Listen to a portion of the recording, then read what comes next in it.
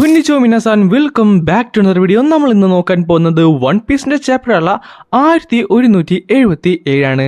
Guys, നിങ്ങൾ ഈ video ആദ്യമായിട്ടാണ് കാണുന്നെങ്കിൽ ഇതുപോലുള്ള മലയാളം മാങ്ക ആൻഡ് മാൻഹോ എക്സ്പ്ലനേഷൻ ഒന്നും മിസ്സാക്കാതിരിക്കാൻ വേണ്ടി നമ്മുടെ പേജ് ഇപ്പം തന്നെ ഒന്ന് സബ്സ്ക്രൈബ് ചെയ്ത് നോക്കാൻ മറക്കണ്ട. അതേപോലെ തന്നെ ഈ വീഡിയോ ഇഷ്ടപ്പെട്ടു കഴിഞ്ഞാൽ ലൈക്ക് ചെയ്യാനും ഷെയർ ചെയ്യാനും നിങ്ങളുടെ കൂട്ടുകാർക്ക് ഈ വീഡിയോ ഒന്ന് റെക്കമെൻഡ് ചെയ്യാനും മറക്കണ്ട. സോ നമുക്ക് നേരം തെല്ലാം ചാപ്റ്ററിലേക്ക് കടക്കാം. അങ്ങനെ ഈ ചാപ്റ്ററിന്റെ കവർ പേജിൻ്റെ അകത്ത് നമുക്ക് നമ്മുടെ റോബിനെയാണ് കാണാൻ സാധിക്കുന്നത്. പുള്ളിക്കാരായിട്ട് അവിടെ കുറച്ച് പൂക്കളൊക്കെ നടുന്നുണ്ട്. അങ്ങനെ ചാപ്റ്ററിലേക്ക് ഒഫീഷ്യലി കിടക്കാൻ നേരത്ത് എൽബഫിന്റെ വെസ്റ്റ് വില്ലേജാണ് കാണാൻ സാധിക്കുന്നത്. അവിടെയുള്ള ജയൻസ് ഒക്കെ ആട്ടെ പിള്ളേരൊക്കെ പിടിച്ചു വലിച്ചുകൊണ്ട് അകത്തേക്ക് പോകാൻ നോക്കിക്കൊണ്ടിരിക്കുവാണ്. പക്ഷേ പിള്ളേരൊക്കെ ആട്ടെ ആ ഒരു ഫൈറ്റ് കണ്ടിട്ട് പറയുകയും ചെയ്യും, ഇത് ശരിക്കും കൂളായിട്ടുണ്ടല്ലോ, നീ ജയൻ ഫൈറ്റ്സ് ഫൈറ്റ് ചെയ്യുവാണ്, കൊളോൺ നീ എന്ത് ചെയ്യുവാണ്, മര്യാദക്ക് അകത്ത് വരാൻ നോക്ക്, നീ അന്ന് കാണാൻ പാടില്ലൊക്കെ പറഞ്ഞ് വലിക്കുന്നുണ്ടെങ്കിലും കൊളോണും ബാക്കിയുള്ള പിള്ളേരൊക്കെ അതൊക്കെ കണ്ട് ശരിക്കും എക്സൈറ്റഡ് ആയിട്ട് നിൽക്കുവാണ്.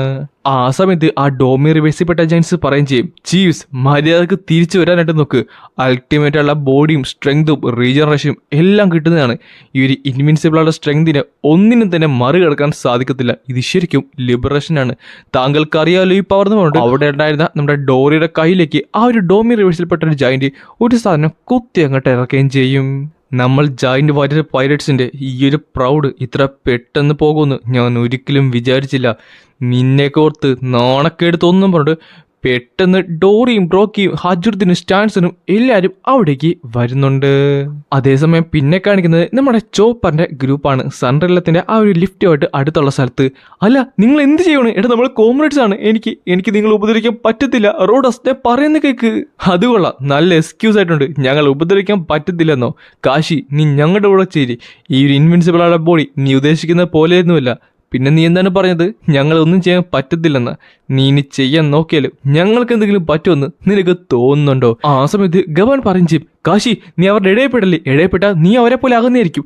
ഈ സമയത്ത് ചോപ്പറും പറയുന്നുണ്ട്, കോപ്പ് എല്ലാവരും അവിടേക്ക് പോകാനല്ല, പിന്നെന്താണ് ഇങ്ങോട്ട് വന്നത്? കാശി പറയുന്നേക്ക്, നീ ഇവിടെ ഫൈറ്റ് ചെയ്യണം. ഇല്ല, അത് ഇമ്പോസിബിൾ ആണ്. ഞങ്ങൾ നല്ല ഫ്രണ്ട്സാണ്. എനിക്ക് അവരെ ഉപദ്രവിക്കാൻ പറ്റത്തില്ല. ഈ സമയത്ത് തന്നെ ഡോറി പറയും ചെയ്യും, ജോൺറ്റിനോ, അല്ല നിനക്ക് ഓർമ്മയുണ്ടോ, നമ്മൾ കുട്ടിക്കാലം തൊട്ട് തന്നെ ഫ്രണ്ട്സ് ആയിരുന്നു. പക്ഷേ എപ്പോഴൊക്കെ നമ്മൾ കഴിക്കാൻ നോക്കിയാലും ഒരു കടി മതി എന്ന് പറഞ്ഞ് നീ വന്നിട്ട് അത് മുഴുവൻ എടുത്തിട്ട് പോകത്തില്ലെന്ന് പറഞ്ഞിട്ട് ബ്രോഗി അവനെ അങ്ങോട്ട് അറ്റാക്ക് ചെയ്ത് മുറിക്കുന്നുണ്ട്. സോറി ചീഫ് എന്ന് അവൻ കാര്യം ചെയ്യും. ഈ സമയത്ത് തന്നെ ബ്രോഗി മാത്രമല്ല, ഹജുറുദ്ദീൻ ഒരു സൈഡിൽ നിന്ന്, ഡോറി മറ്റൊരു സൈഡിൽ നിന്ന്, സ്റ്റാൻസൺ മറ്റൊരു സൈഡിൽ നിന്ന് അവരെല്ലാവരും അറ്റാക്ക് ചെയ്ത് നശിപ്പിക്കുന്നുണ്ട്. ഇതേ സമയത്ത് തന്നെ നമ്മുടെ സോറോ പുള്ളിക്കാരൻ്റെ 3 സോഡ് സ്റ്റൈലുള്ള റെഡ് ഡോർഗ് യൂസ് ചെയ്തുകൊണ്ട് ഒരു ജയന്റിന്റെ തല തന്നെ പല കഷ്ണങ്ങളായിട്ട് മുറിച്ച് മാറ്റുന്നുണ്ട്. ആരും പേടിക്കണ്ട, അവർക്ക് എന്തായാലും ഒന്നും പറ്റത്തൊന്നുമില്ല, അവർ മരിക്കത്തുമില്ല. എന്നാൽ ഇതെല്ലാം കാണുന്ന നമ്മുടെ എൽഡർ ജാറൽ പറയുകയും ചെയ്യും, അല്ല ഇത് കണ്ടിട്ട് കുറച്ച് കൂടിപ്പോയതുപോലില്ലേ? പിന്നെ കാണിക്കുന്നത് നമ്മുടെ ചോപ്പറിന്റെ ഗ്രൂപ്പ് തന്നെയാണ്. കാശി ഓടി രക്ഷപ്പെടാനായിട്ട് നോക്ക്. ഈ സമയത്ത് തന്നെ നമ്മുടെ ഗബാന് ഫൈറ്റ് ചെയ്യാൻ വേണ്ടി റെഡി ആയിട്ടുണ്ട്. പെട്ടെന്നാണ് ചോപ്പർ അവൻ്റെ റംബിൾ ബ്ലോൾ കഴിക്കുന്നത്. അടുത്ത സെക്കൻഡ് തന്നെ മോൺസ്റ്റർ പോയിന്റിലേക്ക് ചേഞ്ച് ആയിട്ട് അവിടെ ഉണ്ടാകുന്ന ഒരു ജോയിനിനെ ഒരട്ടി വെച്ച് കൊടുക്കുകയും ചെയ്യും. അതുകൊള്ളാം, ഇതുകൊണ്ടോ എനിക്കൊന്നും ആയില്ലെന്ന് പറയാൻ നേരത്താണ് ആ ജോയിന്റ് തട്ടി നേരെ ബാക്കിലേക്ക് വന്ന് വീഴുന്നത്. ആ വീണ സെക്കൻഡ് തന്നെ അവൻ മറിഞ്ഞു വീണ് അവൻ നോർമൽ ആകുന്നുണ്ട്. ഇത് കണ്ടപ്പോൾ എല്ലാവരും ഞെട്ടി. എങ്ങനെയാണെന്ന് പോലും അവർക്ക് മനസ്സിലായില്ല. അവിടുന്ന് പിന്നെ പോകുന്നത് നമ്മുടെ ഔൾ ലൈബ്രറിയുടെ ആ ഒരു പുറത്തേക്കാണ്. നമ്മുടെ സ്യൂസിനെ നമ്മുടെ നാമി ഫീഡ് ചെയ്യുന്നുണ്ടായിരുന്നു. നായകളെ, നിനക്കൊക്കെ എത്ര ധൈര്യമായിട്ടാണ് ദൈവത്തിനെ തന്നെ നീയൊക്കെ എതിർക്കുന്നത്? മര്യാദയ്ക്ക് നയിച്ചു വിടാനായിട്ട് നോക്കണമെന്നും പറഞ്ഞിട്ട് നമ്മുടെ കില്ലിങ്ങമായിട്ട് അവിടെ കിടന്ന് കാറുന്നുണ്ട്.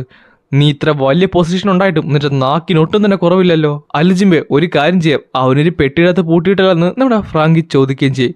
ഈ സമയത്ത് തന്നെ സ്യൂസ് അവിടെ നിന്ന് കഴിച്ചിട്ട് പറയും ചെയ്യും, ഗൈസ് താങ്ക്സ് കേട്ടോ, നിങ്ങളെല്ലാവരും എന്നെ സഹായിച്ചു. എന്നാൽ ആ ടൈമിൽ കിലിംഗത്തിന്റെ ബോഡിയിലിരിക്കുന്ന നമ്മുടെ സാഞ്ചി പറയും ചെയ്യും, സത്യം പറഞ്ഞാൽ ആദ്യം ഇവരുമായിട്ട് ഡീൽ ചെയ്യണം. പക്ഷേ അതിനു മുമ്പ് ഇതേപോലത്തെ നൈറ്റ്സ് ആണ് ആ ഹോളി ലാൻഡ് പ്രൊട്ടക്ട് ചെയ്യുന്നത് ഓർക്കാൻ നേരത്താണ്. സാഞ്ചി, നമ്മൾ ശരിക്കും സ്ട്രോങ്ങറായി മാറി, അതെനിക്ക് മനസ്സിലായിട്ടാണ്. നീ ഒന്ന് ആലോചിക്കുക, ലൂഫി ഇപ്പോൾ ഒരു എംബറാണ്. അതൊക്കെ എനിക്കറിയാം. പക്ഷേ ഇവന്മാരാണല്ലോ ഈ എൽബോഫിൽ തന്നെ ഇങ്ങനെ ഒരു അവസ്ഥയിലേക്ക് എത്തിച്ചത്. നായകളെ, നീ ഞങ്ങളെന്നും കുറച്ച് കാണുകയൊന്നും വേണ്ട. അതെ, ഇനി ഒരാളും കൂടെ ബാക്കിയുണ്ട്. അവരെയും കൂടെ തീർക്കുന്നവരെ നമുക്കൊരിക്കലും നമ്മുടെ ഗാൾ ലെറ്റ് ഡൗൺ ചെയ്യാൻ പാടില്ലെന്ന് നമ്മുടെ ജിംബെ പറയുകയും ചെയ്യും. സ്യൂസ്, എൽബോ ഫിലിപ്പിൾ എന്തേ തീ പടരുന്നുണ്ട്, ഒരു കാര്യം ചെയ്യും, നീ നിർത്താതെ മഴ വേവിച്ചോണം. പറഞ്ഞത് മനസ്സിലായല്ലോ? നാമി, ആ കാര്യം ഞാൻ ഏറ്റി. പെട്ടെന്നാണ് അവിടേക്ക് നമ്മുടെ ലോക്കി പറന്നു വന്നത്. ഈ സമയത്ത് തന്നെ ലോക്കിയുടെ മുഖത്തുണ്ടായിരുന്ന നമ്മുടെ ലുഫി പറയും ചെയ്യും, ഹേ നാമി, സാഞ്ചി, ഫ്രാങ്കി, ജിംബെ, ഞാനിവിടെ ഉണ്ട്. അല്ല, അത് ശരിക്കും ഹ്യൂജ് ആണല്ലോ, ഒരു സീക്കിങ്ങിനെ പോലെ. അല്ല ലൂഫി, നിന്റെ കൂടെയുള്ളത് അത് ലോക്കിയൊന്നുമല്ലല്ലോ. എടാ, അത് നിന്റെ കൂട്ടുകാരനാണോ? അത് ശരിക്കും കൂളായിട്ടുണ്ടല്ലോ. അതെ, അതവൻ തന്നെയാണ്, ശരിക്കും വലുതല്ലേ. പെട്ടെന്നായിരുന്നു നോമി എടാ വിഡ്ഢികളെന്ന് പറഞ്ഞു ഉച്ചത്തിൽ കിടന്ന് കാറിയത്. അത് കേൾക്കാൻ നേരത്ത് എല്ലാവരും ഒന്ന് ഞെട്ടി. ഈവൻ ഒരു സെക്കൻഡത്തേക്ക് നമ്മുടെ ലോക്കി ഒന്ന് നിന്ന് വിറച്ചുപോയി. ലൂഫി, നീ മറ്റൊരുത്തനായിട്ട് കൂട്ടായെന്ന് എനിക്ക് മനസ്സിലായി, പക്ഷേ ഇതൊട്ടും നല്ലതല്ല കേട്ടോ. ശരിയാണ്, മോൺസ്റ്റേഴ്സിനൊക്കെ നീ ഡിഫീറ്റ് ചെയ്താണ്, പക്ഷേ ഈ ഒരു ബ്രീത്ത് കാരണം ഈ എൽബോ മുഴുവൻ വീണ്ടും തീ പടർന്നുകൊണ്ടിരിക്കുകയാണ്. ബാക്കിയുള്ളവരെ ഡിഫീറ്റ് ചെയ്യാൻ വേണ്ടി ഈ എൽബോനെ കത്തിക്കണം എന്തിനാണെന്ന് പറഞ്ഞിട്ട് നോമി അവിടെ കിടന്ന് ദേഷ്യപ്പെടുന്നുണ്ട്.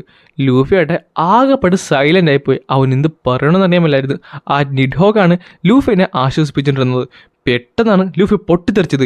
ലോക്കി, നീ കാരണമാണെന്ന് പറഞ്ഞുകൊണ്ട്.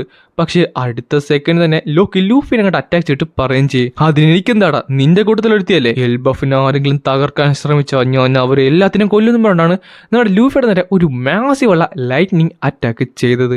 പക്ഷേ ലൂഫിക്ക് ഒന്നും തന്നെ പറ്റിയില്ല. മിന്നലായിരുന്നു. അതെന്താണ് വർക്കാഞ്ഞത്? അത് നോർമലി നിന്നെ കഥ കഴിക്കേണ്ടതാണല്ലോ. പെട്ടെന്നാണ് ലൂഫി ഒരു കാര്യം ശ്രദ്ധിച്ചത്. നമ്മുടെ ബ്രാഞ്ചിറ്റ് ബ്രോക്കിന്റെ ഒക്കെ ഗ്രൂപ്പ്. ഉസോപ്പ്, നീ പെട്ടെന്ന് ഇവിടുന്ന് രക്ഷപ്പെടാനായിട്ട് നോക്ക്. എനിക്ക് ഇവിടെ നിൽക്കേണ്ട എൻ്റെതായ റീസൺസ് ഉണ്ട്, പക്ഷെ അവൾ ഡേഞ്ചറസ് ആണ്. ബ്രോക്ക് ഒരു യഥാർത്ഥ യോദ്ധാവ് ഒരിക്കലും ഒളിച്ചോടുന്നതല്ല, അതും സ്വന്തം ക്രൂമേറ്റിന്റെ അബാൻഡൻ ചെയ്തിട്ടുണ്ട്. ഉസോപ്പ്, നീ എന്താണ് ഈ പറയുന്നത്? ഞാൻ എപ്പോഴും സ്വപ്നം കണ്ടിട്ടുണ്ട് ഇവിടേക്ക് വരാനായിട്ട്. ഞാൻ സ്വപ്നം കണ്ട സ്ഥലം തന്നെയാണ്, പക്ഷേ ഇവിടേക്ക് വന്നപ്പോൾ ഇതെല്ലാം കൂടെ കത്തി അമരുന്നതാണ് ഞാൻ കാണുന്നത്. അതിവരെല്ലാം കാരണം. ബ്രോക്ക്, ഇവരെല്ലാവരും എൽബഫിനെ താഴ്ത്തി കാണുവാണ്. ഈ നട്ടലില്ലാത്തവര് കുട്ടികളെ കിഡ്നാപ്പ് ചെയ്തുകൊണ്ട് എൽബഫിനെ പിന്നിൽ നിന്ന് കുത്തുവാണ്.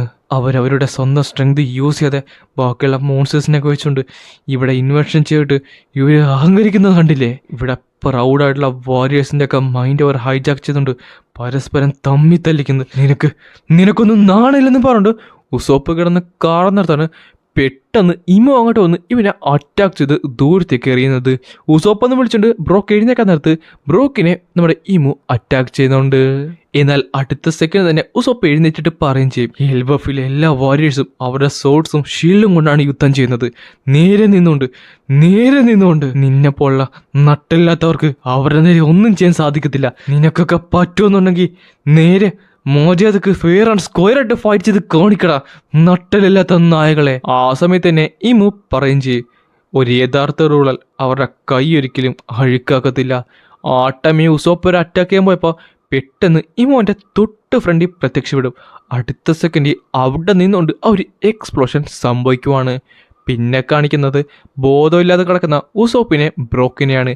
അതേസമയം തന്നെ ഇമു റീജനറേറ്റ് ചെയ്യുന്നുണ്ട്. പെട്ടെന്നാണ് ഇതെല്ലാം കാണുന്നത് നമ്മുടെ ലൂഫിയും ലോക്കിയും അവിടേക്ക് വന്നത്.